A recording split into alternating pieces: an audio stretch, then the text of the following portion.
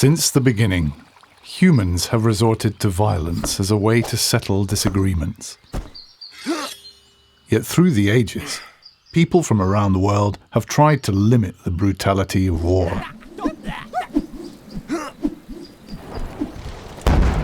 It was this humanitarian spirit that led to the first Geneva Convention of 1864 and to the birth of modern international humanitarian law. Setting the basic limits on how wars can be fought, these universal laws of war protect those not fighting, as well as those no longer able to.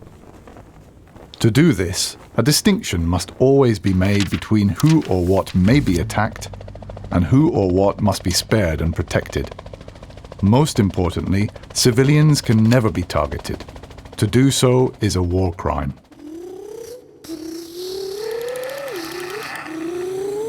When they drove into our village, they shouted that they were going to kill everyone. I was so scared. I ran to hide in the bush. I heard my mother screaming. I thought I would never see her again. Every possible care must be taken to avoid harming civilians or destroying things essential for their survival. They have a right to receive the help they need.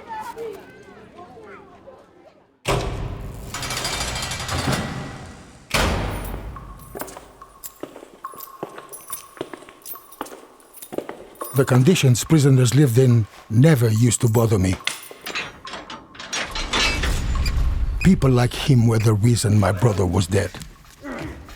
He was the enemy and was nothing to me. But then I realized that behind bars, he was out of action and no longer a threat to me and my family. The laws of war prohibit torture and other ill treatment of detainees, whatever their past. They must be given food and water and allowed to communicate with loved ones. This preserves their dignity and keeps them alive.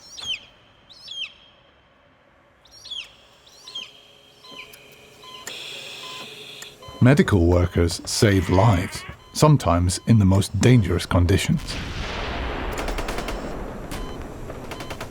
Fighters from both sides were wounded in a deadly battle. We were taking them to the nearest hospital. At a checkpoint, a soldier threatened us to treat his men only. We were running out of time, and I was afraid that now all of them were going to die. Medical workers must always be allowed to do their job, and the Red Cross or Red Crescent must not be attacked. The sick or wounded have a right to be cared for, regardless of whose side they are on.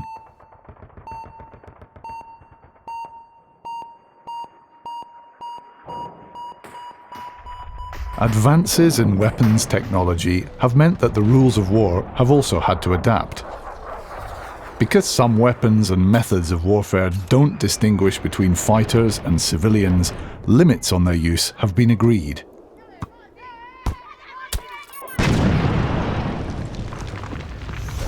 In the future, wars may be fought with fully autonomous robots. But will such robots ever have the ability to distinguish between a military target and someone who must never be attacked?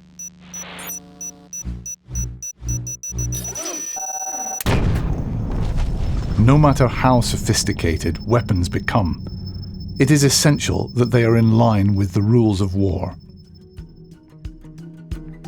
International humanitarian law is all about making choices that preserve a minimum of human dignity in times of war and make sure that living together again is possible once the last bullet has been shot.